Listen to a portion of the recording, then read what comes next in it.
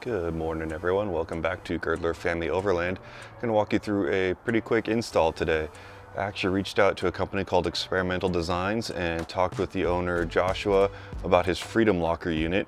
As you probably know, if you have a fairly modern Toyota with an electronic locker in the rear end, Toyota has it programmed to where it will only work in 4 low, and a lot of us would like to be able to use it in other ranges like 4 high or 2 high.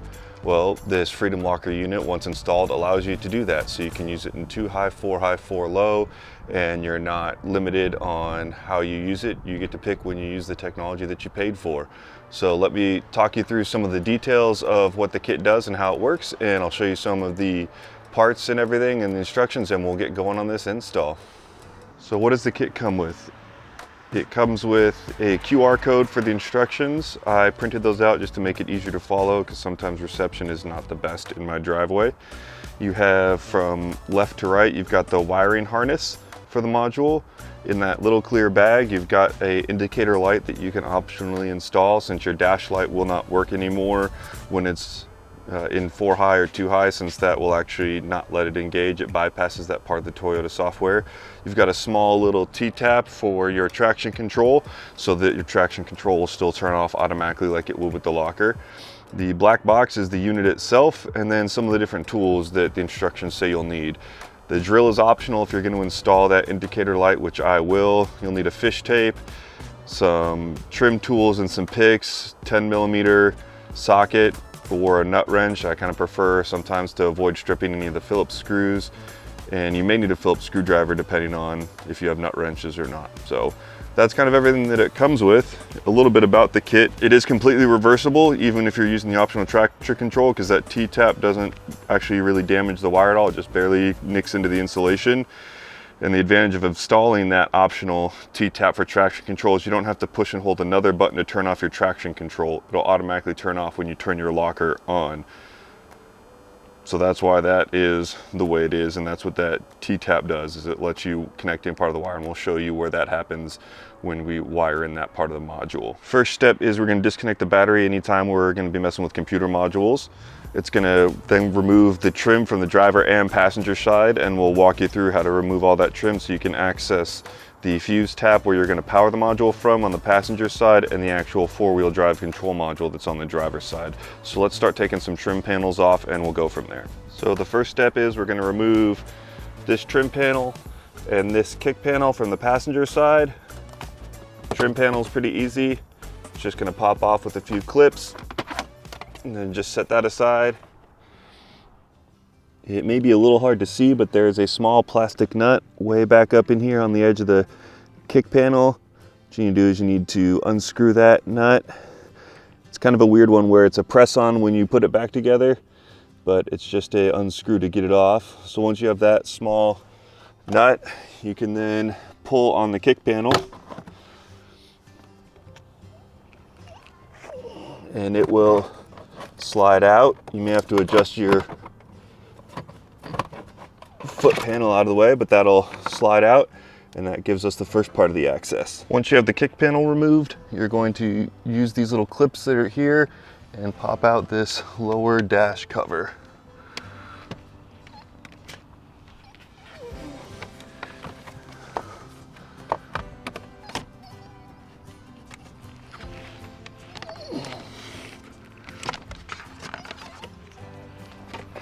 What we're trying to gain access to is a fuse block.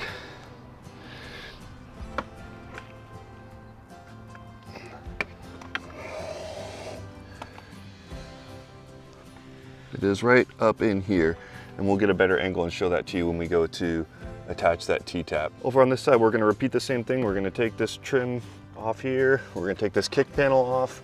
We're going to take this lower dash cover out, and there's a screw on this one right around there. And then we're going to work on taking these pieces of trim off here, and we'll show you that part. So one slight difference for that lower dash panel here, the only screw is actually right here that holds it on. There's a screw here, and that one I initially pointed to, that's for this lower trim piece. So we're going to have to take those screws out, and then you should be able to start working on the clips for the different trim pieces.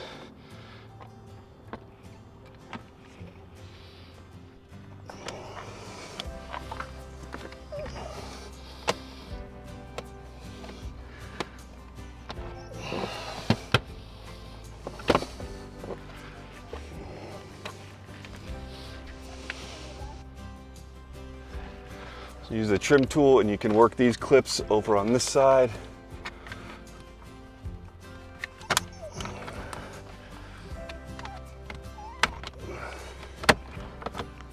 There. And then you can just unplug your trailer brake controller if you have one. And that frees up that side. And then we just have to work on these clips here.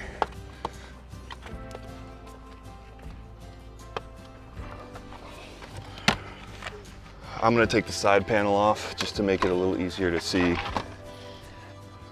So you just start slowly working until you can find those clips. There's one here and there should be one right about here. Just gonna try and use our trim tool. There's one in the middle and then one on the side. And there's one more right here. Just go nice and slow so you don't worry about breaking the clips or anything.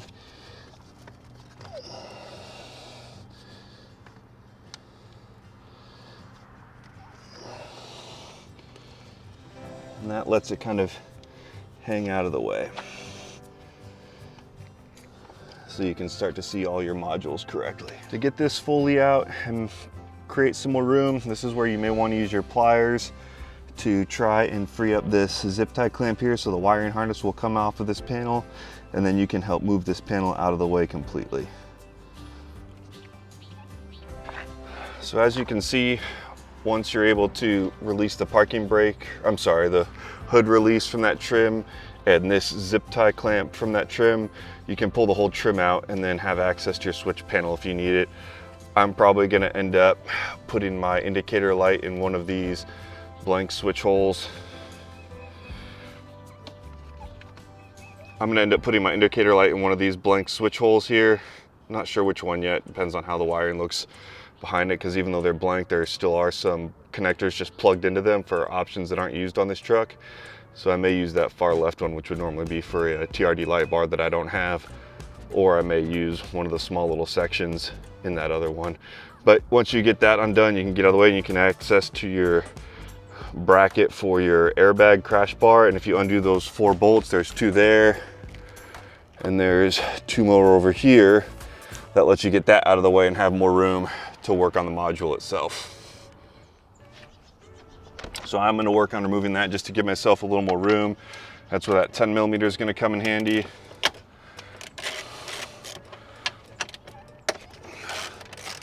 So if we just get those loosened to start, and then there's a couple more over here that we showed you.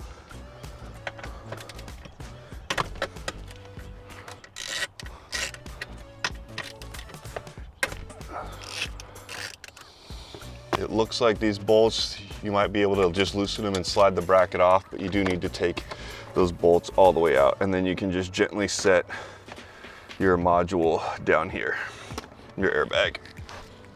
Next step is we're gonna run a fish tape from the passenger side to the driver's side to be able to get a wire from here over there. You can already see I have one for a different accessory I installed, and you might be able to see where it runs back behind the firewall, or I'm sorry, behind the dash, right about here, and it'll come out on the other side. So we'll go to the passenger side now and put a piece of fish tape or wire through so we can get that run through. You can see on the passenger side where that wire comes through, that's where we're gonna run our fish wire through, and we'll come over, and this is the fuse panel we're gonna tap into. Like I said, I already have one different accessory in there, but we'll show you what fuse the correct one is to use for the Freedom Locker.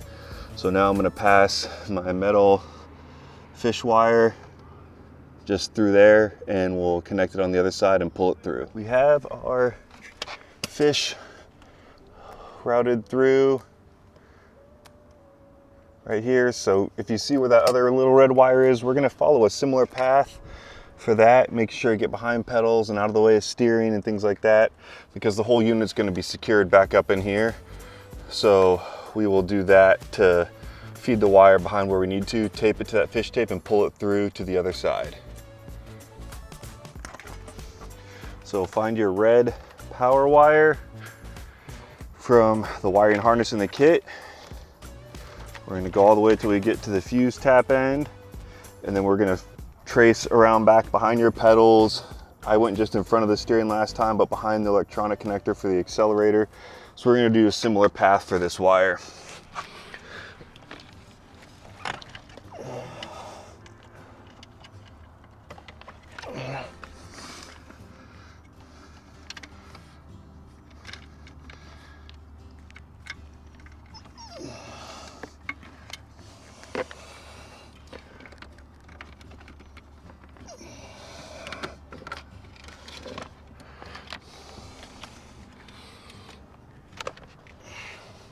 So now we're going to take the end of our fish here and our fuse tap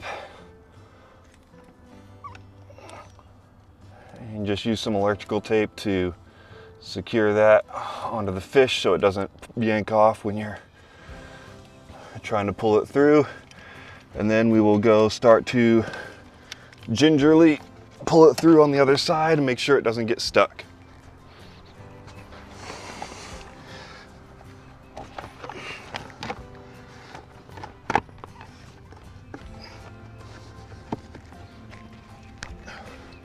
Hey, Ollie.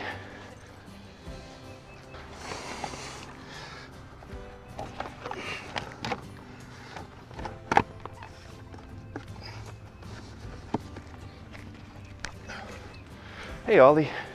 Wow. Ollie. Maybe for stickity. Come here. I think maybe because the grass is wet. Like, Oh, is the grass too wet for you? Come here. Come here.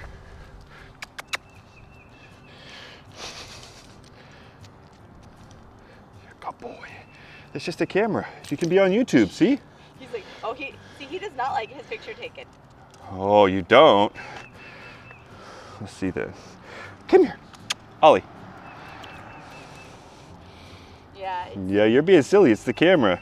Yeah. So we've got our fish tape nearly through. Just trying to figure out where we're sticking at. I can feel the fuse tap. There it is. And you can see we've got it through here.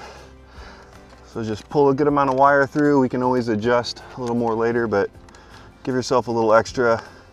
And then we'll take the fuse tap line off of the fish tape and we'll show you where we plug that into the fuse panel.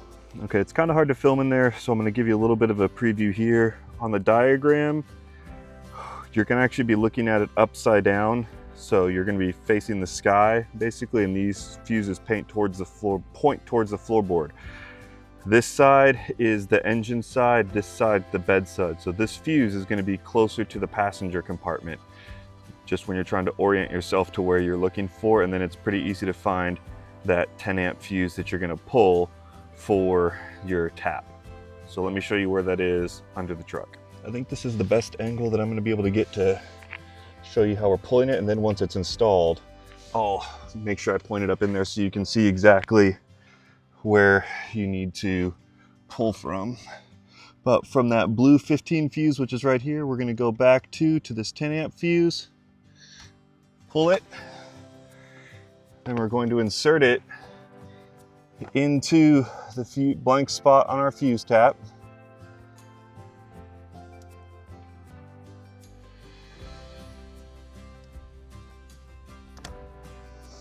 Once it's nice and flush in there, then we take that fuse tap and insert it into where that fuse came from, like so.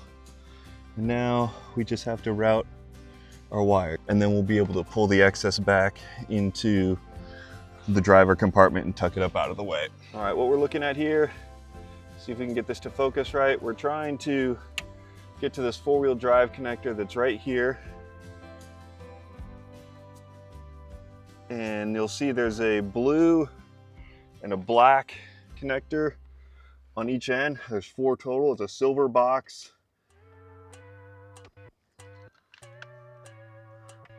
It's a silver box right back in here. There's a blue connector towards the front of the car, a black connector towards the back of the car, and we need to take those 2 connectors out. All right, so to get these connectors out, the instructions recommend a 90-degree pick, which we have here. I've also got a circle pick, a small flathead screwdriver, and some pliers, depending on what we need to get in there. So let's try and get this blue one out first. I need to adjust my hands. It's not too hard to do unless you're trying to film, and that makes it a little trickier to get the right angle in there.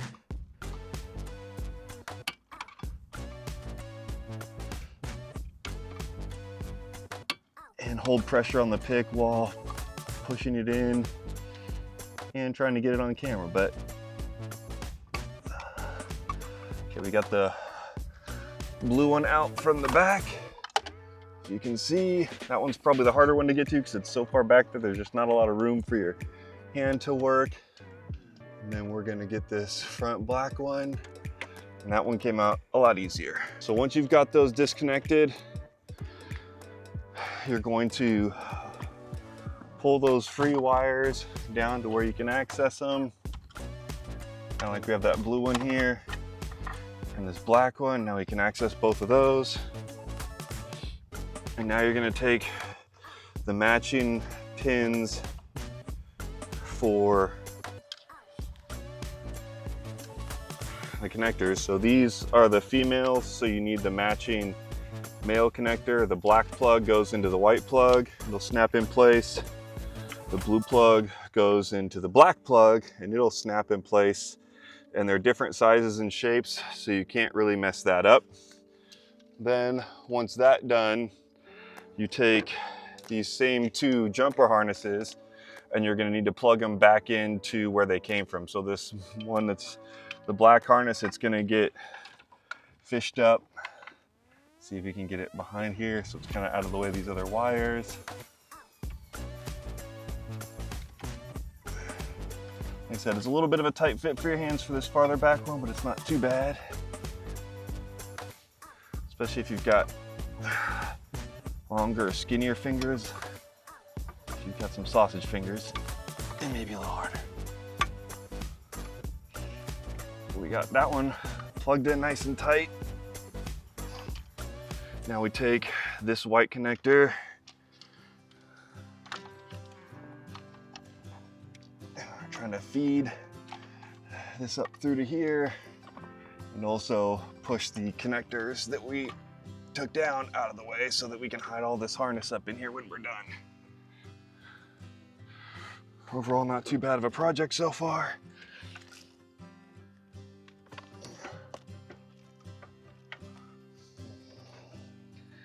You just got to fiddle with it in a little bit of a tight space to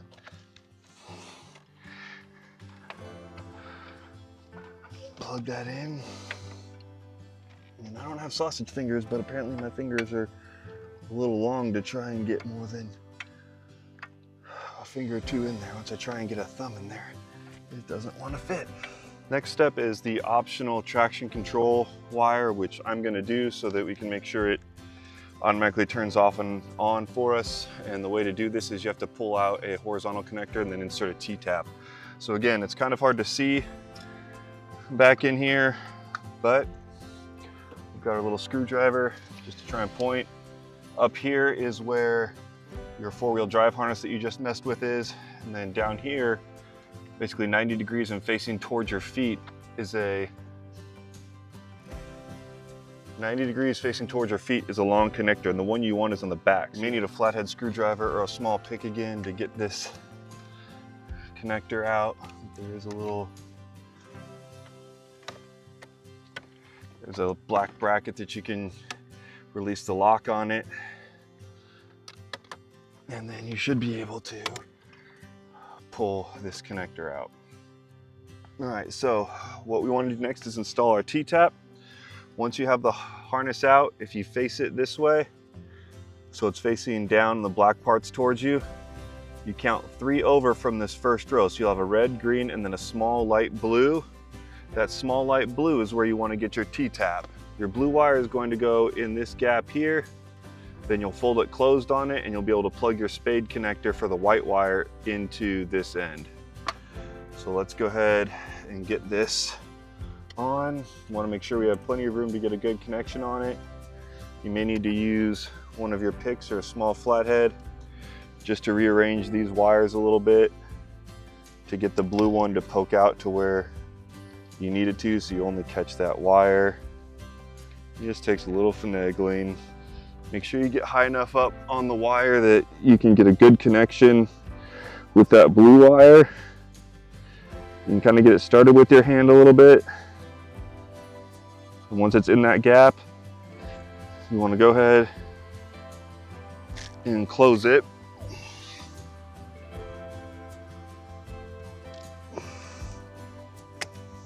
Use some pliers to help make sure that really locks down and gets tight in there, which it did. And then we take our white wire and plug it into that T-tap. Go ahead and put this whole connector back in and just make sure it locks into place.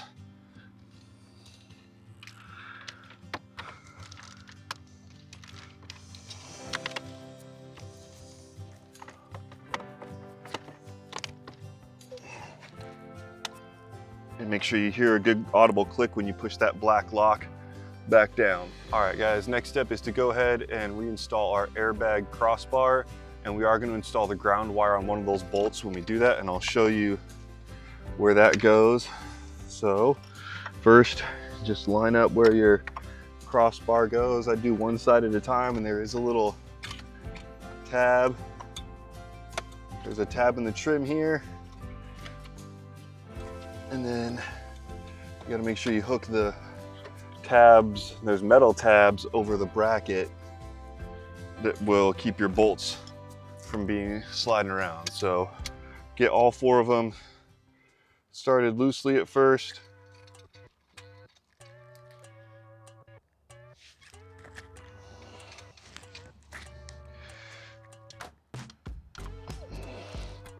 You get all 4 of these bolts started pretty loose, 2 on each side. And it shouldn't matter which one your ground goes to. In the diagram, it shows that ground attaching to the bottom. So I'm gonna do that. Just find your black wire from the harness that has a open connector on it, and start your screw, and then you can just put that right behind it over the screw, and when you tighten it down, that will be your ground for that.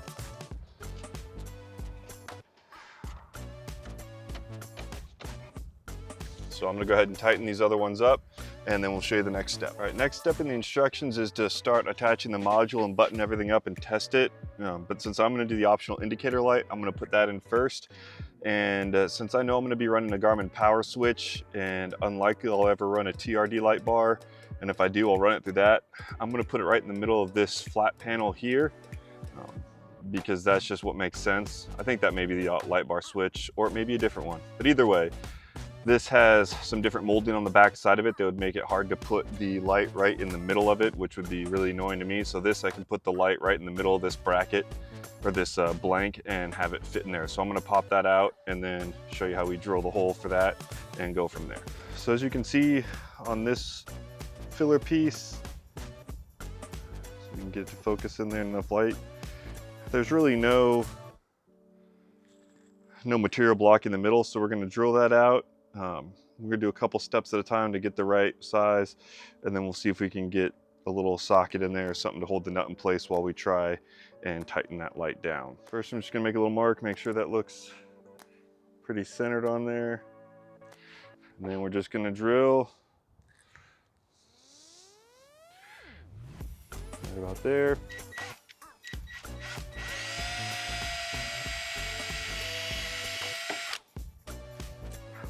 Always start with a smaller hole and only go bigger if you need to.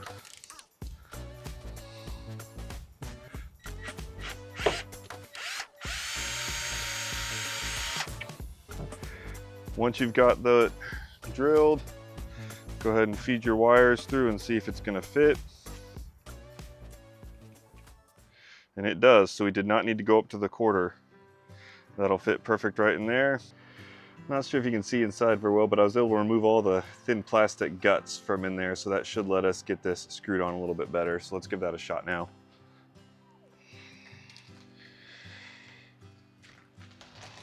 Again, first step, we're gonna feed the light through.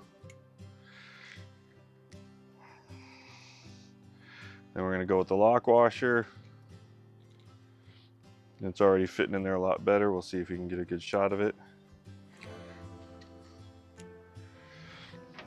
And we've got the nut seated way further down. So as you can see, let me get a light so you can see in there better. So as you can see, once we're able to remove all those plastic guts, we can get the washer and the nut to fit down in there a lot better. And we'll use this socket like a screwdriver since the wires will feed through it. And then we'll be able to just use thumb pressure to hold it down. And I can feel it catching the threads and tightening up. And then once it starts to slip my fingers, I'll pinch just a little more. And now that is not gonna go anywhere. So we can go get that installed back into the switch panel and wire it up. All right, as you can see for the LED light, we've got it drilled in there and now it's installed, so it should be ready to go. These wires are already stripped, ready for their connectors. They give you a lot of wire for that light, depending on where you want to mount it at. So I'm gonna cut this down quite a bit shorter so I don't have nearly as much wire to deal with. I'm gonna figure about how far that comes out with the natural harness that's already there and then give it just a little bit more so there's some slack into it, and that's where I'll end up splicing my joint at. So let's do that. I'm gonna cut these about here. I'll just save that wire in case I need it for something else. Strip just enough to fit in that connector.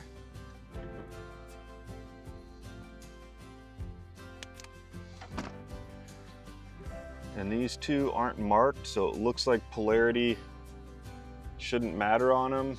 But what we can do is we can plug our locker unit in since we're still disconnected.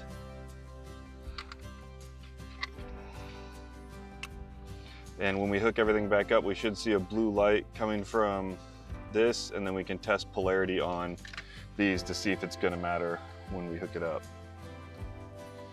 So I'm gonna go plug the battery back in and start the truck and see if we've got the module lighting up. All right, let's start the truck up.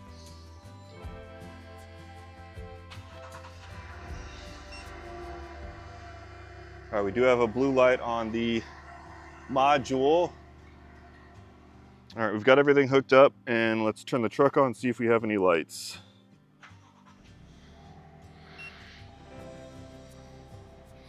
Nothing too crazy. All your normal lights are there. The parking brake is probably just from disconnecting it, but you see I have a trailer brake light on, which is odd.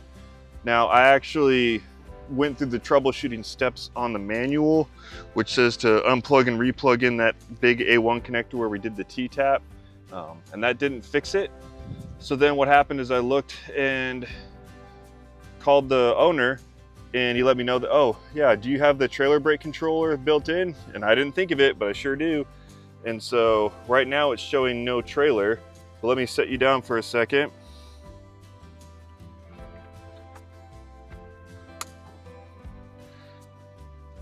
If we turn the truck off, plug that connector back in, turn it back on,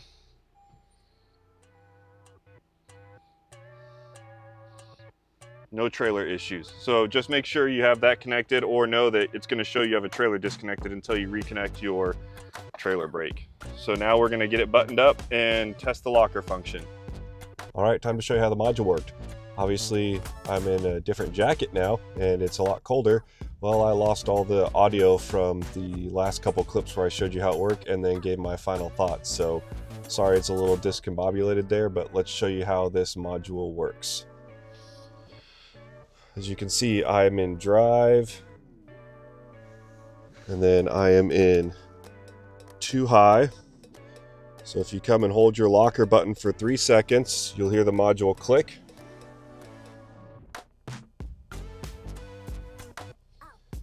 And then you just have to slowly drive while turning a little bit. And now you can see that indicator light came on. Traction control's off, and my locker is working in too high. To turn it off, do the same thing, press and hold, and you'll hear it click. And then drive a little bit, and you may have to turn to get your back wheels to turn slightly differently.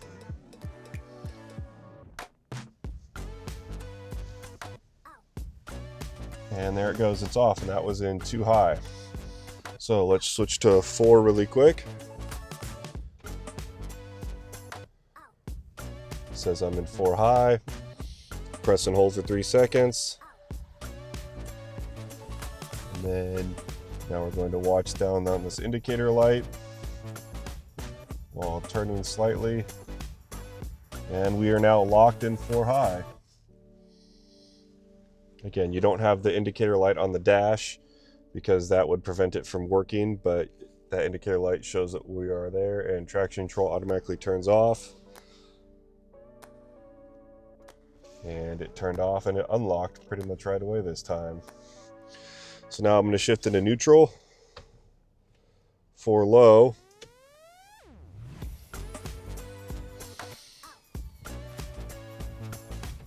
I'm going to drive. See, we're in 4 low. Push and hold for 3 seconds. Now let's focus on what the indicator light is. And now we are fully locked in 4 low. Again, still no light up here because it bypasses that dash light completely. Otherwise, it wouldn't be able to work in 4 high or 2 high. So I'm going to push and hold for 3 seconds. You heard the module click, turn just enough. Now our locker is disconnected.